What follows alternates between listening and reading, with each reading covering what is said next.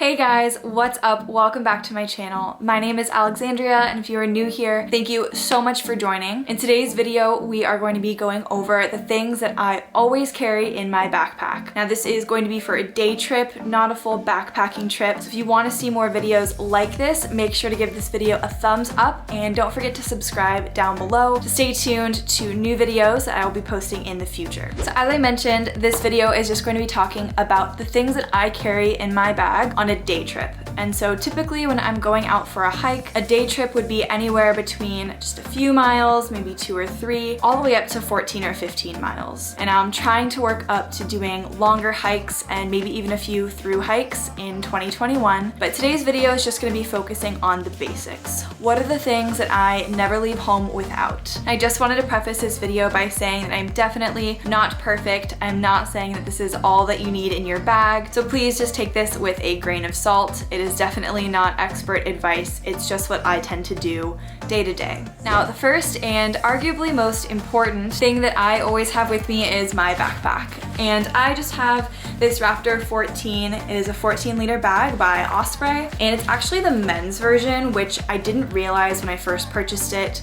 So thankfully I have pretty broad shoulders. My favorite part about this is that it also comes with a hydration pack. So there's this really convenient straw at the front, and inside when you unzip it, it just clips into the top here and you have 2.5 liters of water. Now that's typically enough for me on just a day hike, you know, as long as it's not sweltering outside. 2.5 liters is plenty for me. The other great thing about this bag is that it does have straps, so you can clip it around your waist in the front and your bag won't go anywhere. On the topic of water and hydration bladders, something else that I always bring with me as just an emergency item is the Sawyer Squeeze. Now, a lot of people might disagree with this and say, you know, you already have a heavy pack, why would you need more water? But this, again, is really just for emergencies, because I know that if for some reason I got stuck in the mountains overnight or for a lot longer than I'd anticipated, or even if I just run out of water, this is a way for me to get safe drinking water really quickly. Now, the Sawyer Squeeze bottles come with some attachment bags. I believe they're 32 ounces or 1 liter roughly, but I tend to just carry the attachment pieces with me that will go in line with my hydration pack. And this is for 2 reasons.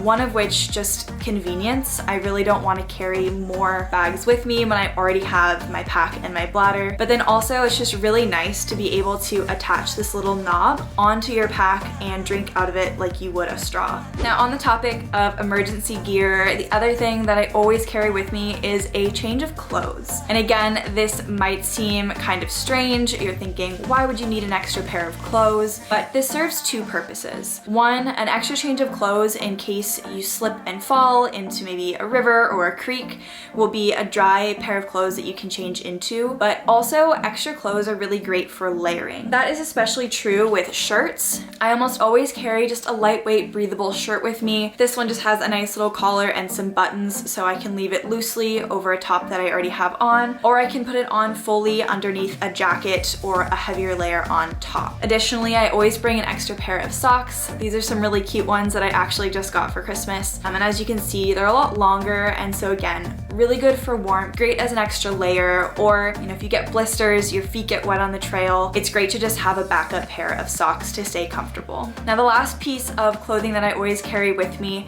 is a buff. And this one is super beautiful. If you can see, it has, you know, the Snake River and the Tetons on it. I recently purchased this from Rachel Pohl, and I'll go ahead and link her channel and website in the description down below. She makes really great, beautiful gear, and it's always nice to support a small business. Now, similar to buffs, I always make sure to bring sun protection with me, and while they can be great at covering the back of your neck, I personally don't love putting a buff over my face. And so for that, I always make sure to carry extra sunscreen.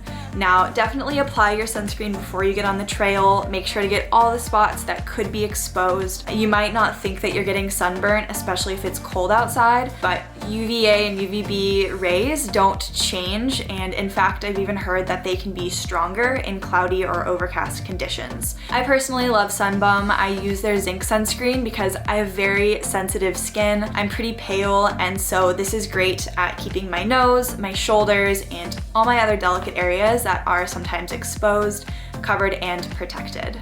Now Now the next two pieces of gear are probably the most underrated in terms of your choice. And you know, there's a ton of different options out there depending on the type of hiking that you're doing. But I know for me, I tend to do some shorter hikes that typically are more of like a fast hike or a jog. And so I've been really loving the Hoka Speed Goats. And I know I'm probably going to get some comments down below about these not having ankle support, which is very true. And so if you do need ankle support, these obviously are more of a traditional tennis shoe and they're not going to give you that.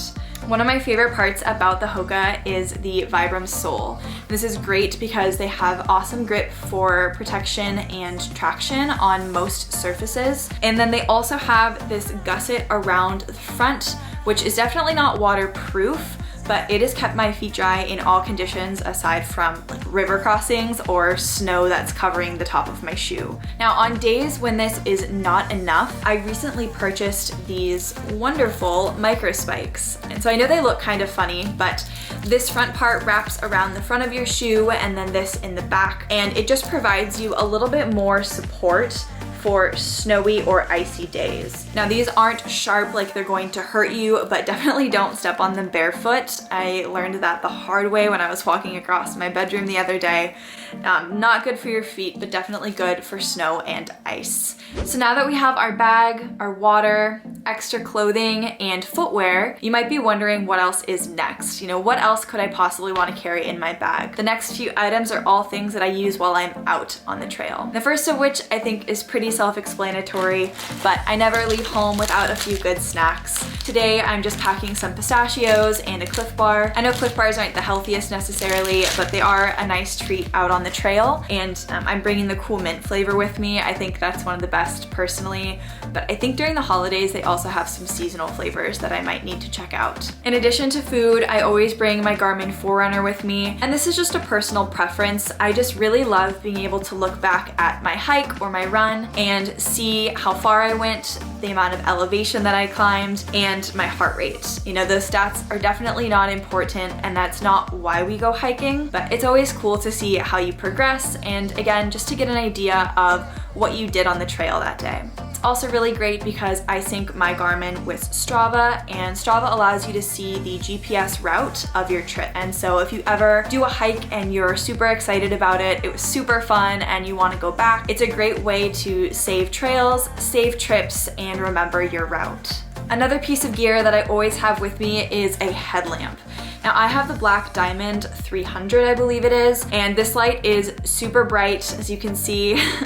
It does the trick and keeps me straight on the trail. Now I usually just bring this as a precaution, but there have been a few overnight or really early morning, like 2:30, 3 a.m. starts that I've done, and this headlamp has been really great. You know, it stays put right on the top of your forehead, and so there's no need to worry about it moving around or falling off. In case you need to use their other features, there's also a red light, which is great for nighttime if you don't want to blind your campmates. This is really great. It still brightens things up and illuminates the world around you without blinding you. Now typically I bring my headlamp again as a precaution. I don't usually do overnight or super early morning hikes, but it's just one of those things that's really great to have on you in the event that you might get stuck later out on the trail than you originally had planned. I know a lot of people might argue that they have a light on their phone or that they, have another like flashlight or something, but I think having a headlamp is a great safety measure as well, because it allows your hands to remain free,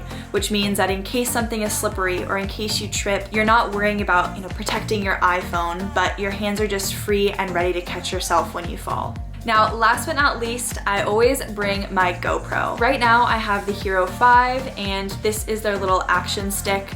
It also comes with a 3-way in case you're big into selfies, but for me personally, I love this because it's a super compact way to not only bring your camera for some vlogging action, but also comes with a tripod on the bottom. And so, especially if you're a solo hiker or a solo traveler, this is a great way to take photos, to remember your trip, or to take some videos on the trail. Now, not included in this list are a few things that I want to make sure that I mention. First of which is a first aid kit. I recently had to toss my first aid kit, unfortunately, because a lot of the contents were expired, but that is something else that I almost always bring with me on the trail. Out of course, safety in case you fall or trip or get stung by something, you definitely want to make sure that you have, a fully loaded first aid kit with you. But then also just for peace of mind. It's like when your parents used to pack the ice pack, you would never need it.